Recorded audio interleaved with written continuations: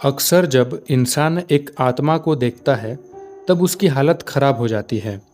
लेकिन क्या हो अगर किसी इंसान के घर में 200 से भी ज़्यादा डीमन यानी आत्माएं रहती हो। आज हम एक ऐसे सुपरनैचुरल केस के बारे में डिस्कस करने वाले हैं जो एक फैमिली के साथ हुआ था। उस फैमिली जिस घर में रहती थी उस घर में कुछ ऐसे इंसिडेंट्स हुए जिसने आसपास के लोगों को भी हैरान कर दिया था। और इस केस में एक माँ लेटोया एमंस और उनके 3 बच्चों के साथ जो कुछ भी हुआ था उसको आज हम जानेंगे इस वीडियो में। और कैथोलिक चर्च के फादर माइकल मैग्नेट ने एमंस की फैमिली को डिमोनिक पोजेशन से कैसे मुक्त किया था, इसको भी आज हम इस वीडियो में समझेंगे।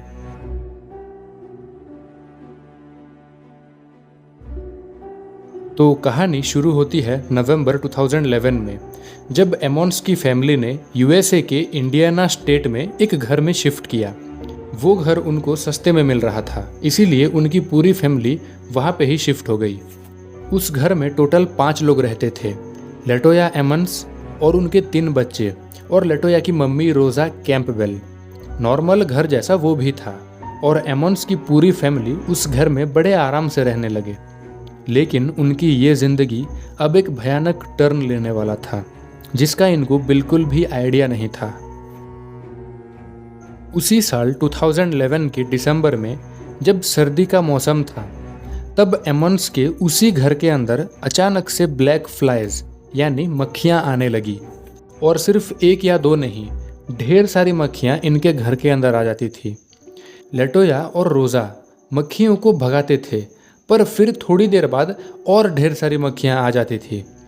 इन लोगों को ये इंसिडेंट नॉर्मल नहीं लगा, क्योंकि आमतौर पे सर्दी के मौसम में मक्खियाँ उतनी नहीं रहती, पर पता नहीं उनके घर में कैसे और कहाँ से आ जाती थी। इसीलिए इनको भी ये बात समझ नहीं आ रहा था।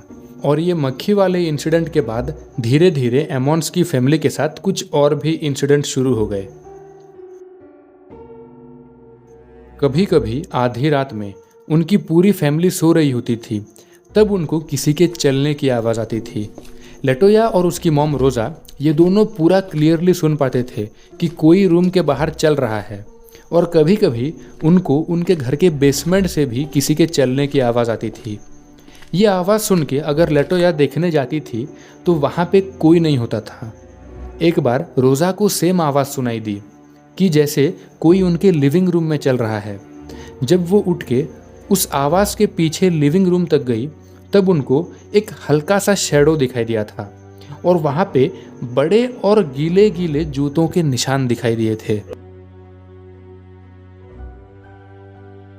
ऐसे ही इंसिडेंट्स उनके साथ चलती रही और कुछ महीने बाद यानी मार्च 2012 के आसपास उनकी फैमिली को डर लगने लगा था। पहले तो वो लोग सोच रहे थे कि ये सब शायद उनके नए जगह शिफ्ट होने की वजह से हेलुसिनेशंस हो रही हैं, लेकिन धीरे धीरे उनकी ये गलतफहमी डर में बदल गई। एक रात जब लेटोया के 2 बच्चे सो गए थे और उनकी एक और लड़की अपने दोस्त के साथ अलग रूम में सो रही थी।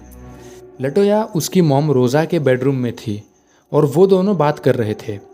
तभी उनको उनकी बेटी के जोर से चिल्लाने की आवाज़ आई।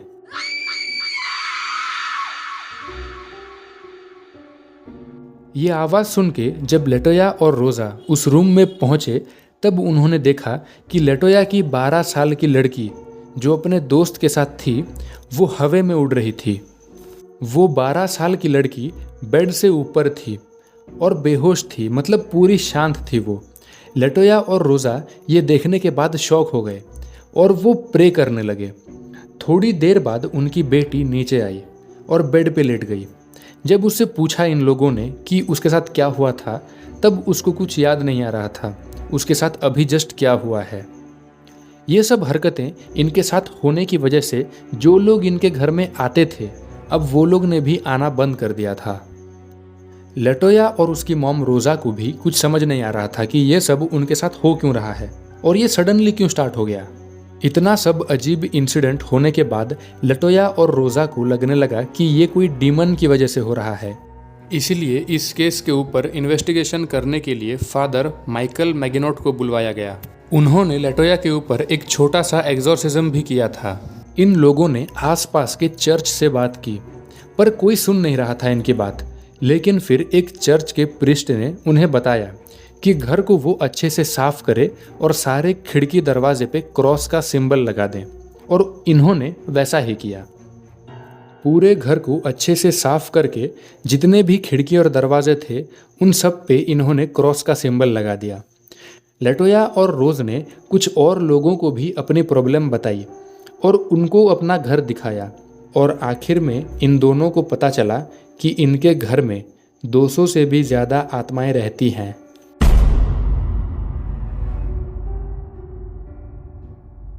लेटोया और रोज़ा ने जिन लोगों को अपना घर दिखाया था उन लोगों ने इनको कहा था कि तुम्हारे लिए बेस्ट सोल्यूशन यही है कि तुम ये घर छोड़ दो और कहीं और चली जाओ।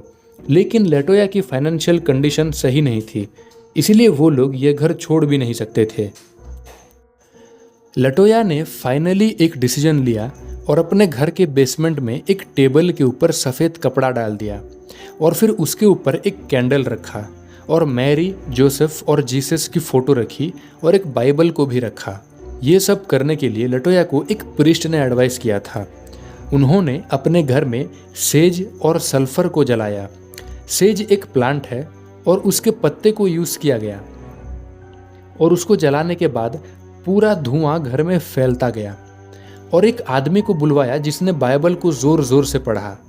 ये करने के बाद अगले 3 दिन तक कुछ अजीब नहीं हुआ, सब कुछ नॉर्मल चल रहा था।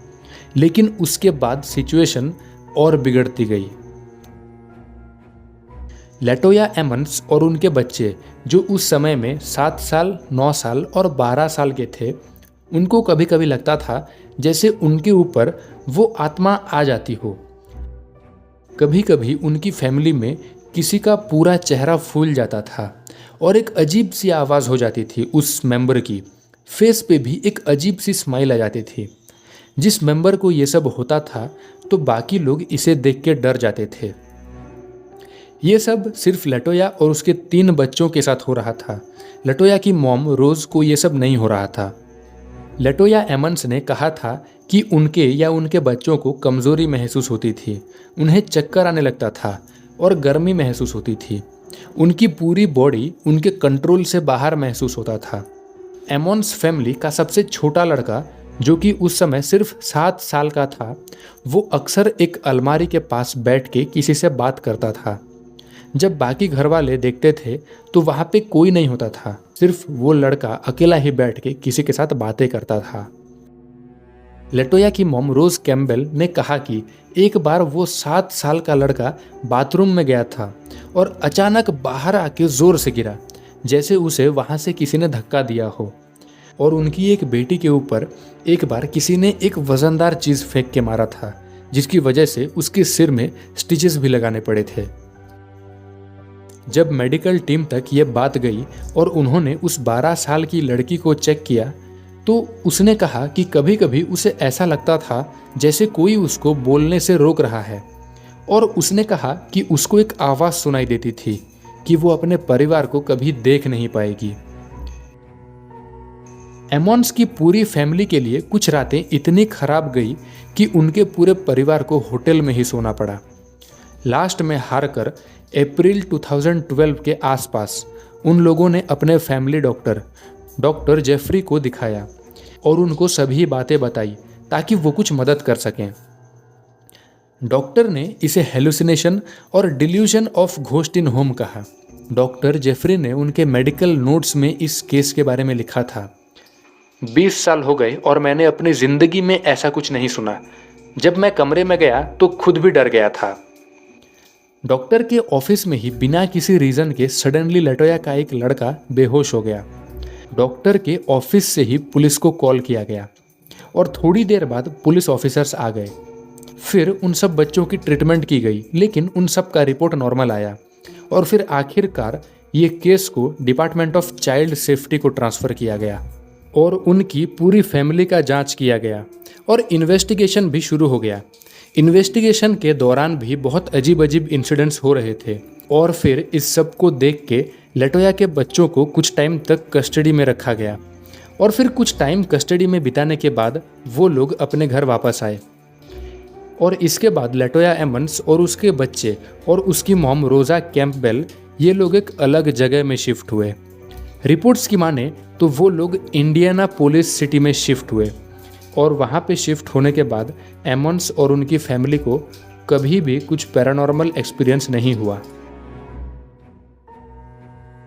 ये लोग जिस पुराने घर में रह रहे थे वहाँ पे इन लोगों के जाने के बाद नए किराएदार रहने लगे। जब उन लोगों को पूछा गया कुछ पैरानॉर्मल एक्सपीरियंसेस के बारे में तब उन लोगों ने कहा कि उनके साथ कुछ ऐसा नहीं हो रहा है। एमंस और उनकी फैमिली के साथ ही ये सब कुछ हो रहा था और नए जगह में शिफ्ट होने के बाद भी शायद उनके साथ फिर से वैसा कुछ हुआ हो, लेकिन वो सब रिकॉर्ड्स में मेंशन नहीं है। ना ही शिफ्ट होने के बाद एमंस ने उनका एक्सपीरियंस किसी को बताया।